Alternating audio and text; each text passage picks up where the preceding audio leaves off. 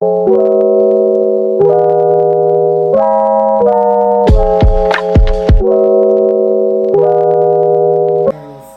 guys, so welcome to my channel. And today I have the amazing, my sissy poo, who I love so much. And then I have the incredible, you know her, you love her. If you don't, you gonna get to know her today. Your favorite hype woman. Stephanie, she is just a phenomenal person.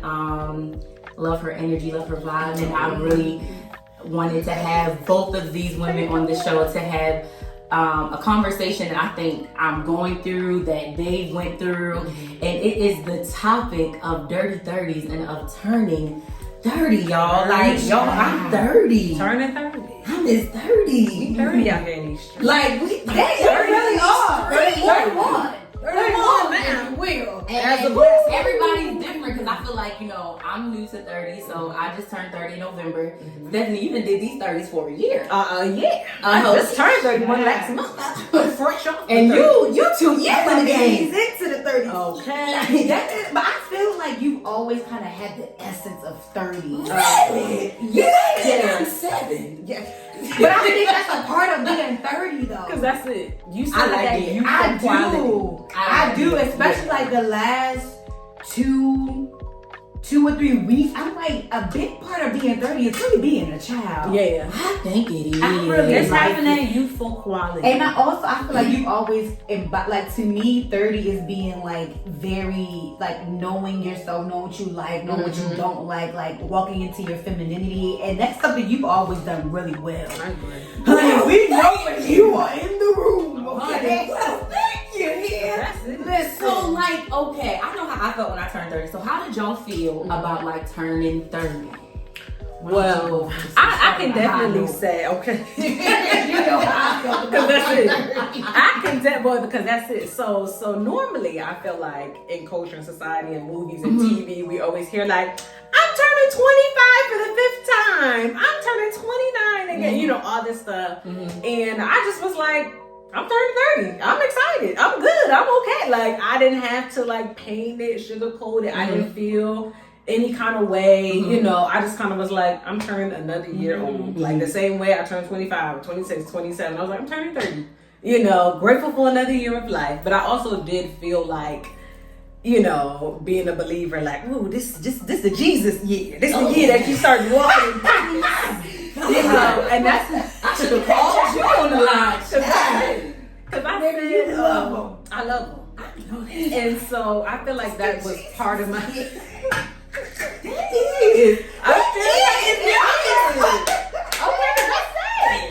like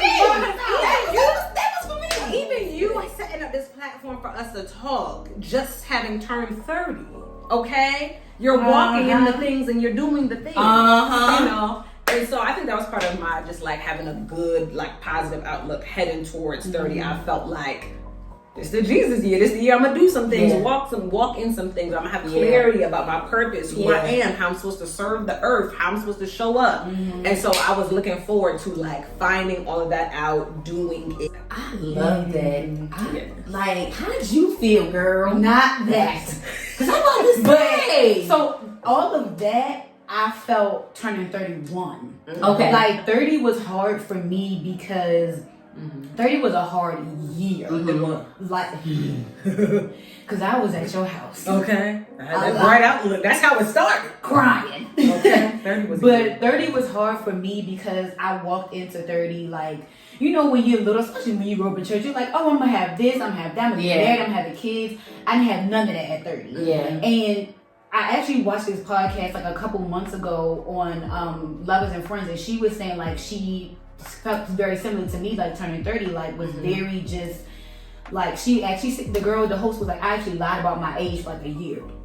I'm telling everybody she was like 28 or something like that, because for me 30 was like, oh my God, you are a failure, like you haven't done all of these things. And I literally felt like I wanted it to be, I had planned like this big solo trip for myself, but I didn't like plan appropriately, so I didn't do it. It's like, it was just all these things coming into 30, and then 30 itself was just a year full of loss for me. Like I lost a lot of people, friendships, outlooks that like it was just a grieving year. It was very weird, but I still had that same thing as my grandfather told me, saying like, oh, you know, Jesus started his ministry at 30. So towards the end of it, I was like, okay, like your life is actually just starting. Yeah, like you, and it's actually going to get so much better now. So like you have to release all of those things that you've been holding on to for the past 30 years. I think I felt both of those. So I felt both of that turning 30. I think so. On the hindsight, at 30,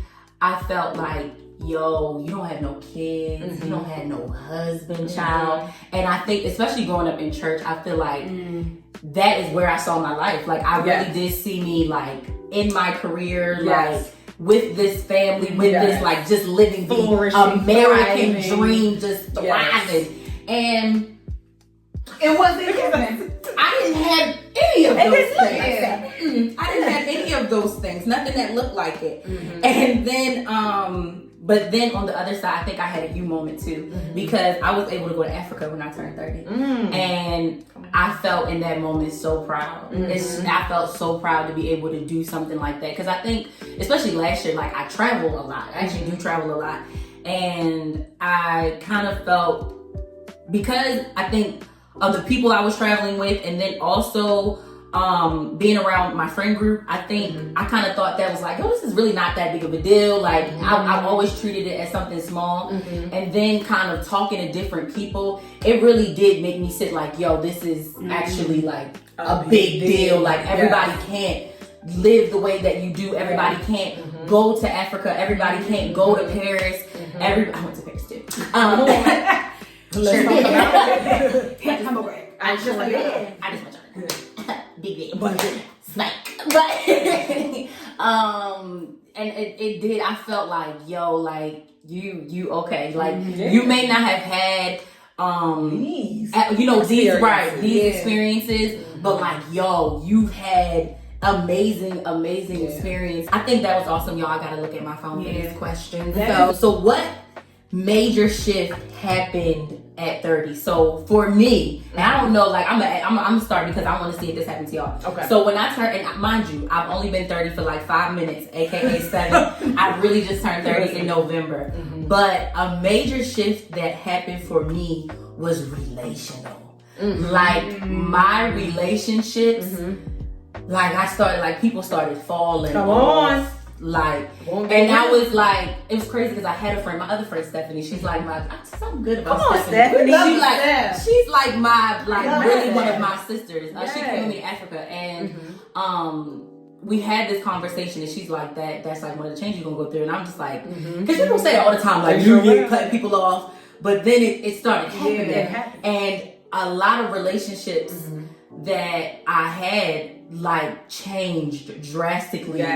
And like my sister, I feel like I'm somebody who always was intentional about my relationships. I've never been that person like, yeah, we cool, but that don't mean we friends. Like we're cool. We cool. We're cool. We're cool. We're cool. You know what I'm saying? Like I really do. Like I feel like if I call you a friend, that carries weight with me. And so I feel like because I go through this selection process, we're gonna be together forever. Because why? Because I chose you. I vetted you. I took time. I did the work. And whether it was a person feeling like I served the purpose in their life, or me feeling that way to another person, people started falling. And I like, that was like a major transition because it kind of happened back to back to back. And then it also was like, yo, what am I gonna have if I don't have this person? Like, what is that gonna look like if I don't have this person? And it was kind of like, it just kind of shook me a little bit. It did. It's a big shift. It is a big shift. I feel like, what was your major trends? Like, what happened? My major, mine is kind of like twofold because, like I said, like I feel like I had a shift at 30, but like my whole year of 30, like a lot of people don't know this, but you know I like to tell my business eventually. But like I was very depressed and suicidal my whole year of 30. My shift was really mental, spiritual, but then very relational at the same time, where I was like, okay, we're not going to walk out our life anymore being sad, being depressed, and like y'all know how I feel about mental health, so I'm not saying like you can just say I'm not gonna be depressed anymore, and that's what it is. Because I thought that's what it was until 2 days ago, and I was like, God, maybe I said I wasn't gonna be depressed no more. So what the hell is going on? Okay. But it was also like, okay, what are the relationships that you're having that are keeping you in this way? And the biggest relational shift that I had was with myself. Like people weren't necessarily falling off because I kind of already was like distancing myself from different people, and I've spent a lot of my 30s being like, what are the relationships that are really important to you? What am I going to lose by not having this person in my life? Am I willing to sacrifice that? And so I got to a point where I was like, okay, I want this relationship, but I want this relationship, and I want it to look like this. What is my role in making that relationship look like that? And accepting like I had to acknowledge that, like, sometimes I'm the problem and I don't understand because I'm perfect. So how am I the problem? I understand. I am perfect. There's nothing wrong with me. With all of my things going on, I'm still better than everybody. I am God's daughter. I am Jesus' little sister. I am perfect. You before the problem. Passage. I was gonna say, you have always felt that way. You have always felt like Listen, this has nothing to do with But that's a good way to look at life. It is. It's not me. You guys need to acclimate to me. That's it. What was yours, Steph? So mine was definitely relational with myself as well. Mine was definitely self-reflection. So you love a self-reflection. I do love a self-reflection. You are very I love an introspecting kind of viewpoint. And so definitely for me, this stems back to, so my son turned 1 in October 2021, and that was about 4 months. Indeed. Okay. He turned 1. He turned 30. Yes. Big birthday. Yes. And so, yes, that was right when she turned 30, and I turned 30 about 4 months after that. And right around the time that he turned 1, I kind of settled in my heart that I was ready to kind of step out and figure out like what dating and stuff looked like. When I was like, okay, I think if someone was to approach me, I would be open to it now, you know, blah, blah, blah. And that's with, you know, healing from being with his father and healing from just being a mother in the middle of a pandemic and all this stuff, right? And trying to figure out myself again and all this stuff. And so anyway, fast forward, there was this one encounter with one guy, you know, that I was supposed to go on a date, and he ghosted me and all this stuff, right?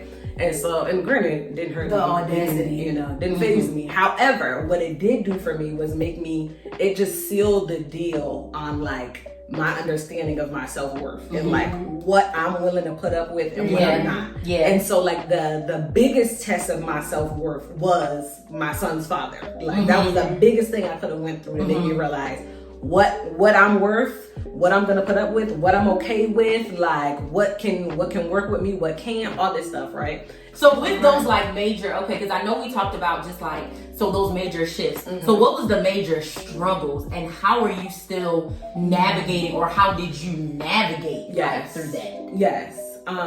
For me, definitely a major struggle. So again, right, I talked about when I turned 30, no trepidation, right? All that stuff, feeling good, Jesus year, happy, all my missions, all those things, right? I would say, I don't know, maybe 4 months into 30, I'm like, this is not giving what I thought it was gonna give. This is I said no trepidation. That's what I said. The math is not mathing. Literally, right? And so my biggest struggle was financial. Like the math is not mathing. 1 + 1 is not equaling -2, and I need 2,000. So what are we doing, right? And so that was a very big struggle for me. Just feeling like very like unsettled in some ways, you know. It's one thing if it was just me, but also knowing that my son is under my care, I'm his sole provider, right? And so it's just like feeling very unsure, very unrested, you know, just unsettled in my spirit, and just like, Lord, how we gonna pay the rent? How we gonna eat? What we gonna do? You know, I'm searching. My job search is very, you know, tailored to a certain kind of way, and and nothing's popping up, all this stuff. And so like I really, really, really, really like never before had to depend on the Lord. Yeah. And you know, I try to just walk that way in general, but like this was a different kind of like, Lord, We're only going up a you. We're going up a step. I need to be at the throne, at the foot of the throne, Ready to and just receive. making eye contact with you so I can stay safe. Okay? Listen. Because it's not making sense. And Yeah. so I really did have to like walk with the Lord a different way. And like my faith was increased like exponentially, like all the whole time of 30. Like literally from that 4 months in until like present. You know, I'm still just like At the meeting room. leaning on the everlasting. What you gonna do? I think for me, the biggest struggle, it's so funny that you, like, people always talk about, you know, my personality and like, it's always from a place of confidence and this, that, and the third. And to be honest, that was one of the most things that I was insecure about. Believe it or not, people, because yes, like I really I struggled with like who I am as a person. Because growing up, people were always like, you're too much. She just wants attention, or she likes attention. And it was just always like negative, you know. I've been on this like journey of like internal work, and I think navigating it has been horrible, and I wouldn't recommend it for anybody. It's been horrible. It's been horrible. It's been horrible. It's actually terrible. But it has been good, and I, like you said, like I feel like I have been seeing God. Because one thing, like I do feel so much secure in this personality now, because one thing I've really accepted is my personality. It takes up space. Yes. And that's not my problem. That's not my problem. That is too much for you. You're not for me then. Yeah, and that's okay. And that's But okay. this is who I am. And this is, if anything, this is what God gave me. Yes. Everybody That's can't so do good. this. Everybody can't come in a room and command attention. That's so good. Everybody can't come into a room and be remembered. Yes. But I am. I am. One thing about it, if you will never know, I remember my mother told me one day, somebody was like, oh, they think they met me. She was like, you didn't think. You either met her or you didn't. Okay. And it's like that is who I am. That is my ministry. It is, and so good. though there are people who I'm still not for, my personality is too big for them. Yeah. I take up too much space. There are people that God put in my life where it's like, yo, I like the space. Yes. There's room These are here my for people. like for you. You know what I'm saying? My sister will tell you, it's all about emotional books for me. It's all about digesting material for me. Like I have been sending books because like when I did get to a place where it's like, okay, I'm tired of certain things, and I'm tired of certain things in me. Because at the end of the day, this is you. I'm never gonna have a big personality. I be trying to tone it down and be calm. I can't. Sorry, I cannot. It's who I am. So like, you need to be okay with that part. You need to be okay with the part that's like trying to get financially. Like you gotta be okay with all of you. Because you can't just like the best parts of you and the good parts of you. You gotta like these parts that you gotta get comfortable with. And I think just like, reading books, like the ego book, that really just helped me. Is that the book you gave me, The Master Your Emotions? That I'm back in that book again, honey. You can always go back and read a book. That's a great book, and like those things in my therapy, like those things, that was like the biggest thing that I'm navigating, because it's like, I'm not gonna lie, like I feel like when it came down to finances, God has always been good to me. I don't know, I'm not gonna lie, I say I'm the best with managing money because I'm a spender. But you keep a coin. The Lord has always given me money. Like when it comes, it's always been emotional for me. It's always been like these internal, and it's like and I never thought it would be like a big deal, but it is. Like it like God really showed me like, you have no grace for you, and you only like the parts of you that you like. You have no. And it's like, you cannot give grace to other people. Because Janelle will tell you, like, my sympathy, like, empathy has never... But you've been doing so much. It's my book. Come on. You've been doing so much. It's my book. Because you randomly, I remember you randomly text me. It's my book. Sissy, I get it. I'm so sorry. I understand it. Because we would get into it like, no, mental health is serious. Like, I could not understand it because I feel my feelings all the time. And do them now. They're on me. Right. Why don't you? Yes. But Child, you could be sitting crying right in front of my face, and I'm And I'm a cry Are with we you. done? oh, like My answer is very similar to your answer. Mm-hmm. And like, but in the difference where my biggest struggle is accepting that I fail, but I'm not a failure. Mm-hmm. Because all of my life, I felt like sorry. no, all your life you said I failure. Sorry, y'all. I was really trying to listen to it, But I didn't even finish. but I didn't mean it like that. Like it was. I'm sorry. Oh, I know you did. But that's what I was trying to say. All my life, I felt pressure to be like. She would be like, "You remind me of Queen Elizabeth because you were just so prim and it's like because I have to be in charge of everybody. Like I'm the oldest, so I had the pressure of get your siblings in order, get your cousins in order, and it's like, nigga, I'm 10. I'm 10. I'm 11. I'm 16. a child. I want to play.